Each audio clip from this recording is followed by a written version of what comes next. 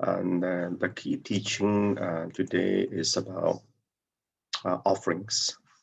And what do you mean by offerings? What are you offering? What does it mean? What does offering mean to you?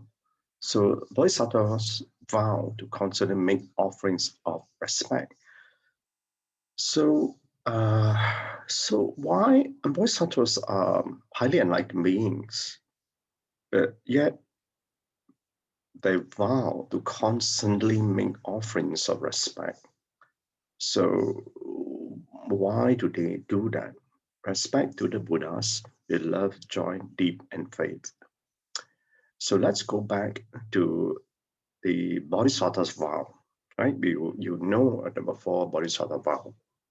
The first vow is you vow to deliver or you vow to liberate all sentient beings, and that's a vow. And a vow is and vow, that is the aspiration that you make. And if one is attained enlightenment, like Gan Yin Bodhisattva, to me, she is the king of Bodhisattvas. Why? Because the vow she made was she will not attain enlightenment until all the 6 realms are empty and are liberated. And so therefore, that is a great vow. And the vow she made in respect to her guru. And her guru is Amitabha Buddha. And so if you, that vow that she gave as an offering to Amitabha Buddha, and she did so with love, faith, joy, and deep faith. And this vow that Bodhisattvas make is the vow they make in serving the Buddhas. Okay, and that's the first vow, and there's obviously there are 3 other vows. So the second vow is about yourself, about how you would uproot all the innumerable evil passions that you have. So that's the vow. So one is to liberate enemies. Second vow is to purify ourselves.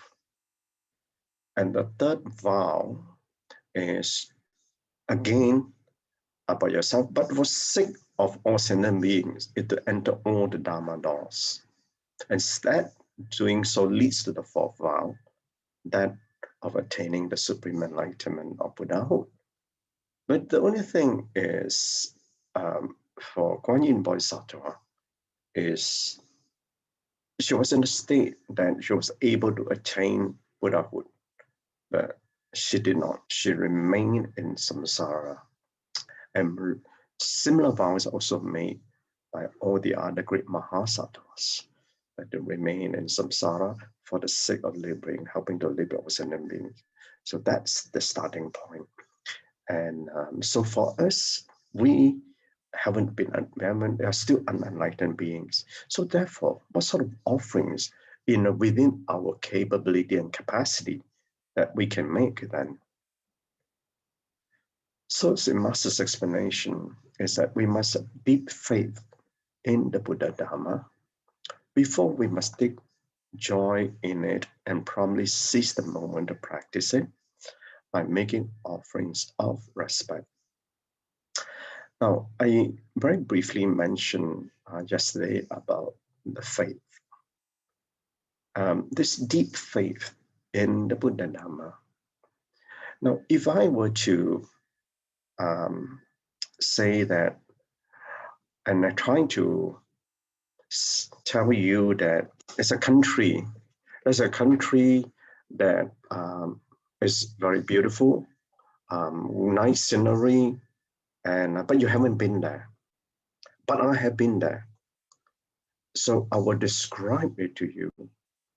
But if I live in the condition that everything else is dirty and is dilapidated, it's hard for me, in my mind, to conceive what the extent of the beauty of that place. I begin to have doubt. I begin to have doubt because I had never seen such a place, and all everything that was surrounding me and I'm brought up to grow up in those conditions. So how can I believe there's such a place? Obviously, then if we then open our mind and say that because if there's a lot of resentment in my heart, it's hard to open my mind. So when we do that, when I have that deep faith, when our heart is open to embrace everything, then we must have that faith in the Buddha Dharma, because we are an enlightened being. The Buddha has been attained supreme enlightenment and gave the Dharma and trying to tell us. That's why in the first period of teaching the Avatamsaka Sutra, or the Hualien Team, which is for 21 days. But the beings that could understand that Avatamsaka Sutra are the Bodhisattva with great capabilities to understand that. Ordinary beings, it's impossible to understand that. So therefore, then went on to the next, I think it was 12 years, the Nagama period, to talk about the Four Noble Truth and the law of karma, cause and effect, and karma. So when we understand that, and we beginning to accept the teachings of the Dharma, and one must also understand that Dharma is about the universal truth. Irrespective of what background you may come from, it does not matter where you're born in, it does not matter what religious background that you have. That's a universal truth. And that universal truth can be accepted irrespective of what faith or religious belief that you may have. So therefore, it's a philosophy of the mind that we then say, well, we'll take this in. So therefore, for you to grow in that faith, you must therefore learn to realize. And the whole thing about the Buddha Dharma is about liberation of our mind. So the only thing that prevents us from realizing is our mind. Okay. Yet it is the mind that we need, is a tool for us to realize. So it's like a sword. It can cut you or it can serve you, depending on how you want to use it. So we must take joy in the Buddha Dharma, and then we need to tame the mind to serve us, not the mind to control us. So, and promptly seize the moment to practice by making offerings of respect. When you make offerings of respect, and what are you doing? You are actually humbling yourself. When you humble yourself, you're bringing your ego down. Like what my home sister just shared with you about making this offering of respect. When you bow, why is it that when we bow, we bring our head to the floor? Your head is your highest point, of your body. You bring it down to the floor, and this humbles you. And that is the significance that when we bow, and those who are in the Theravada practice are familiar with the 5-point prostration, right? Those who are in other practices, like the Mahayana practice, you got 12 points. But whatever point it is, whether it's 5 points or 12 points, you bring your head down, all the way down to the floor to humble yourself. Okay, and that is the respect that will show to respect to the triple gem, the Buddha, the Dharma, and the Sangha. So it is the Bodhisattva aspiration to earnestly make vows and constantly sustain a mindset of making respectful offerings to all the Buddhas. And these respectful offerings is the fulfillment of those vows that they have made and to help liberate all sentient beings, because that is what the Buddha was here for. The Buddha has come to this world, was similar. Every Buddha that comes is for one great cause, to help liberate all sentient beings. So someone, and the Bodhisattvas are, all of the Bodhisattvas are disciples of one Buddha, one on the numerable number of Buddhas. So they vow to serve the Buddhas. So in our same way, we learn the Dharma from Master, and therefore Master have asked us to take on those vows if we want to walk the Bodhisattva path. So when we walk the Bodhisattva path, we constantly must remind ourselves what those vows mean. That's why we make offerings.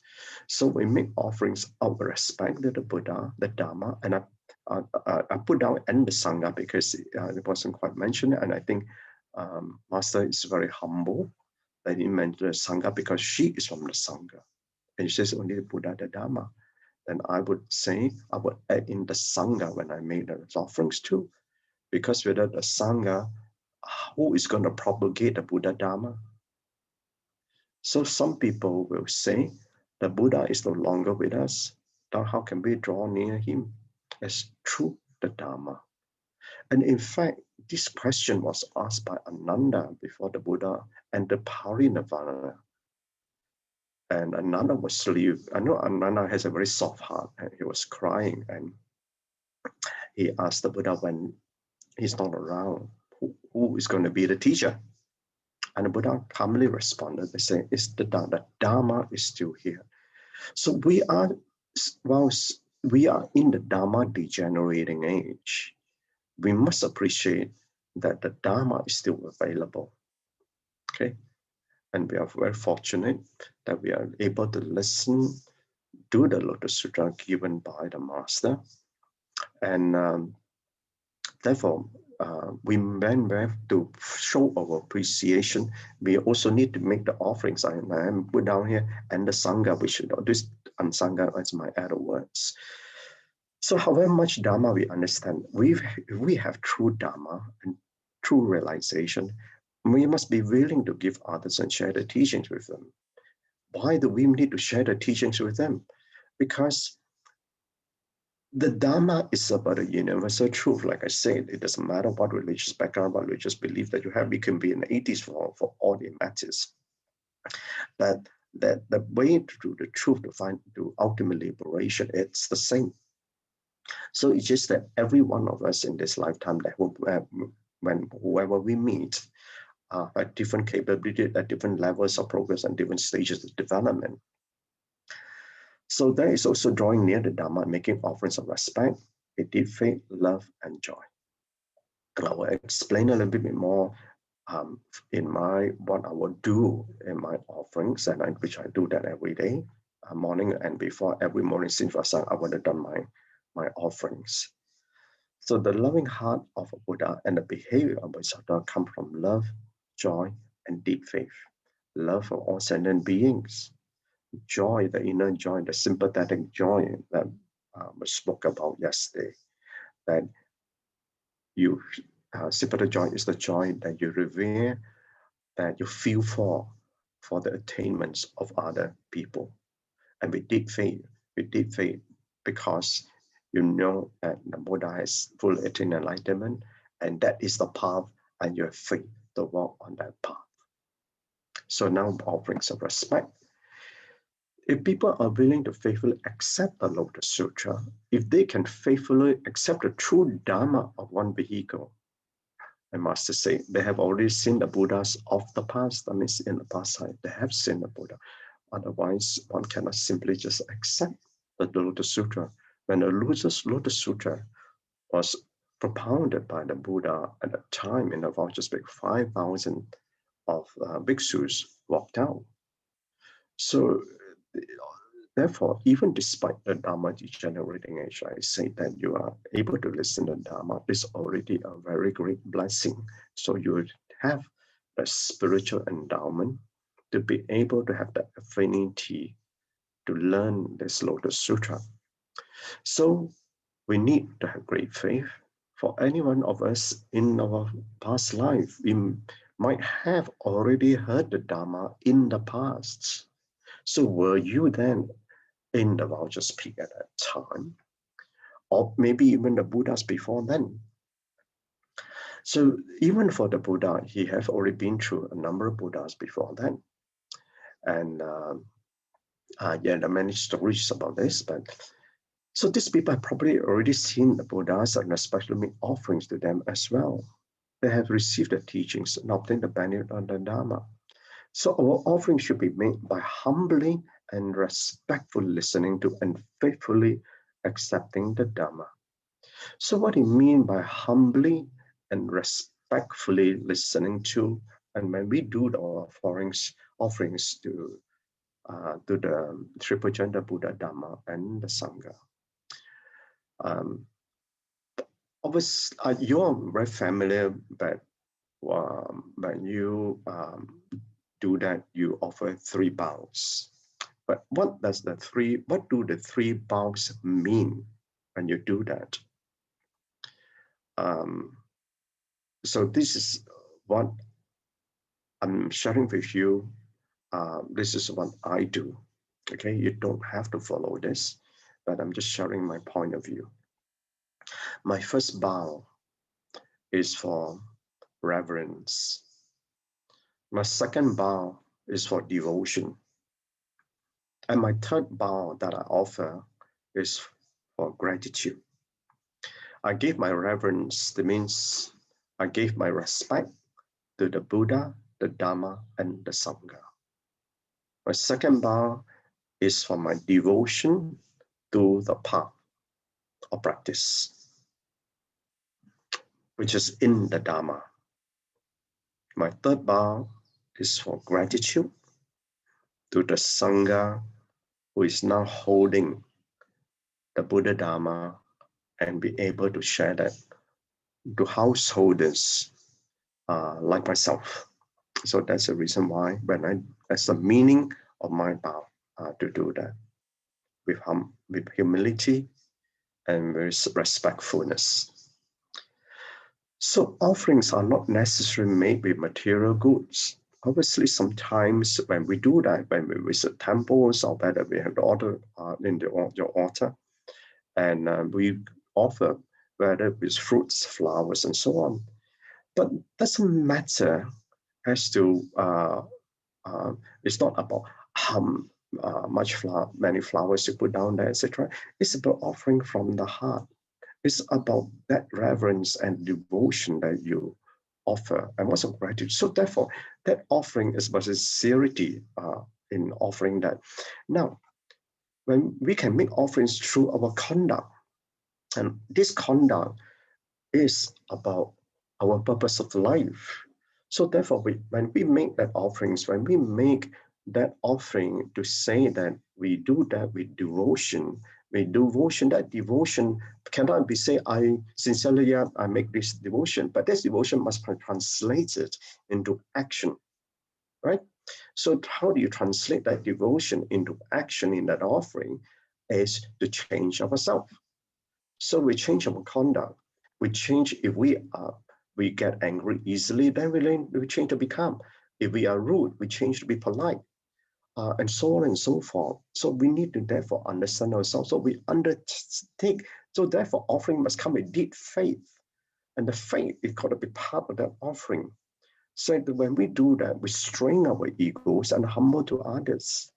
So when we say that, oh, everyone is a sutra, it's easy for us to say that. But whenever we meet a sutra in someone, we stand up and we argue why we are right. And isn't that the case? The biggest sutra in your life is the one closest to you, is it not?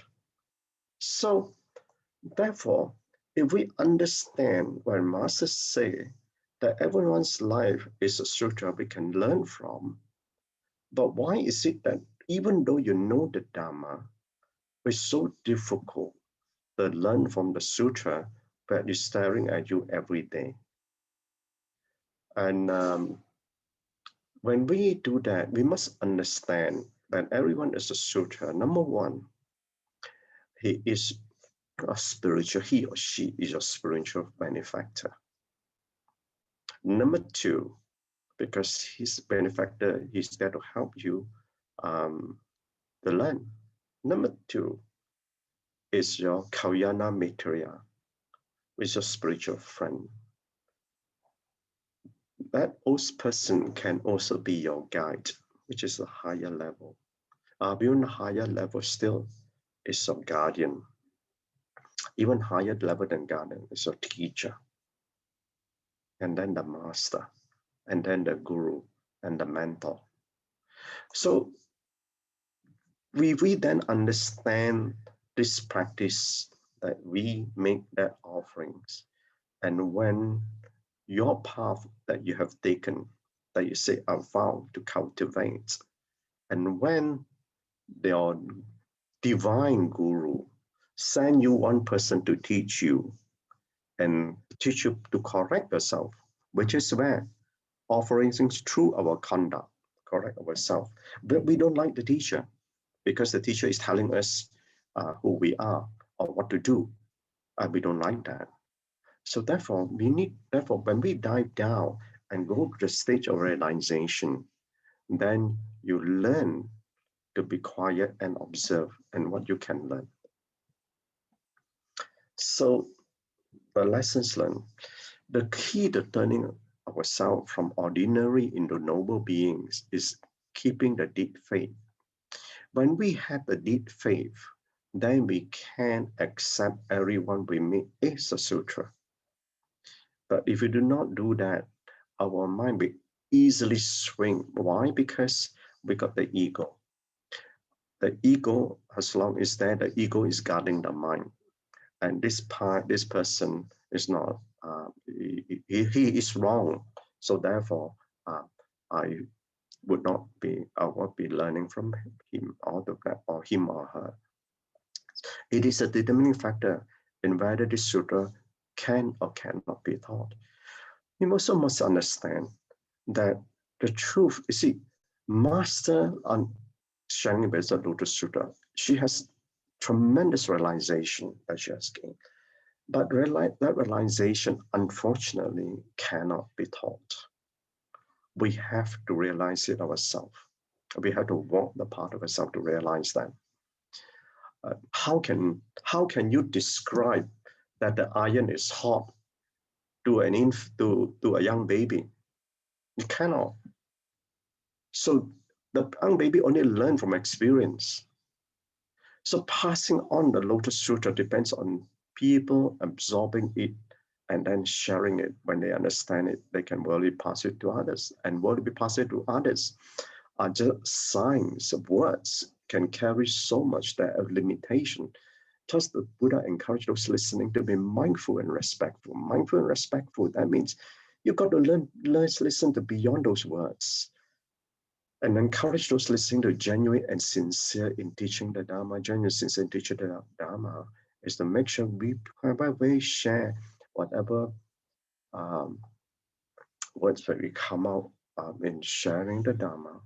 We must thoroughly realize that, because otherwise, how can we be genuine and sincere?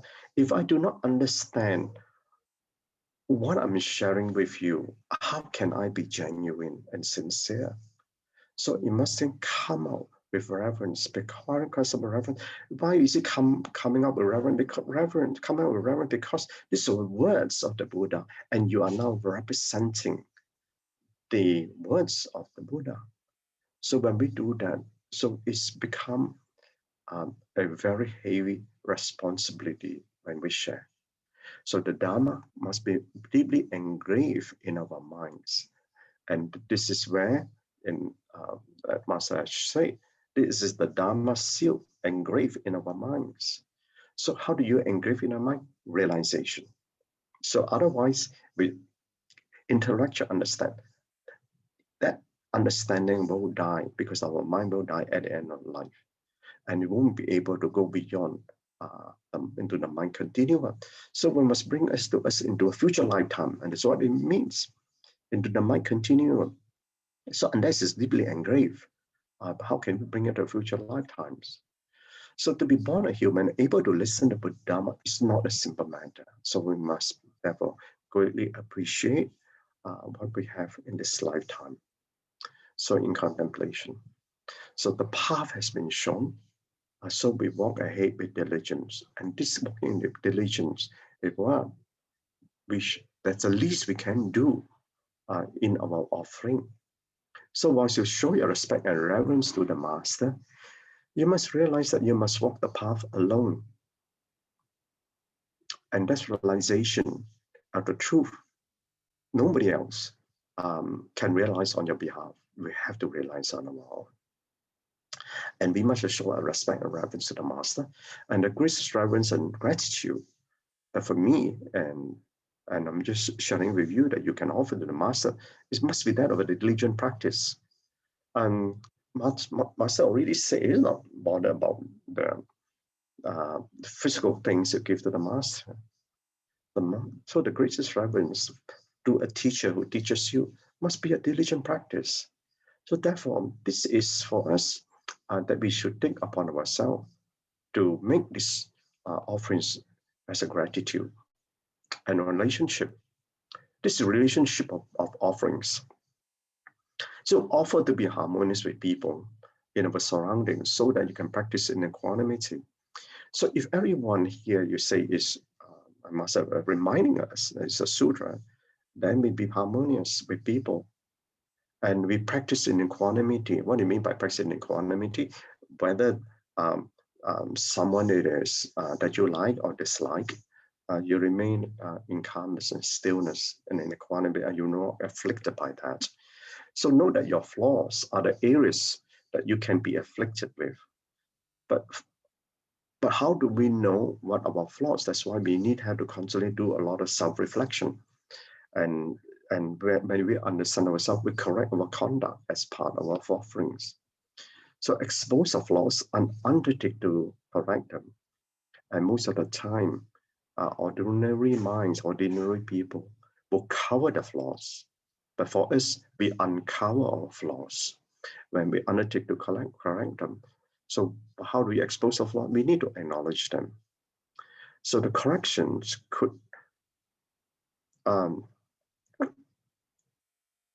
the correction could come to your life that roughen you up. And these are the people who come to your life. And they come and roughen you up in various ways. It could be it could be your spouse, it could be your children, it could be your colleagues, it could be anybody for that matter. I need to correct this line, there's a word missing here. So after all, you need friction to polish off your rough edges, don't you? So if you, on the rough edges, what would you do in rough edges? You use sandpaper to polish it off. Even for a diamond, you need the diamond dust to polish to a smooth surface. So therefore, the corrections, we don't like to be corrected, but you want to grow in your conduct, you have to correct yourself. And that's what, so sometimes all the pains we go through, and you understand that you're practicing equanimity, you have a great realization that this is part of our practice. So each time they polish you, be merciful and grateful for the lessons. Okay, got it, brother and sister, thank you.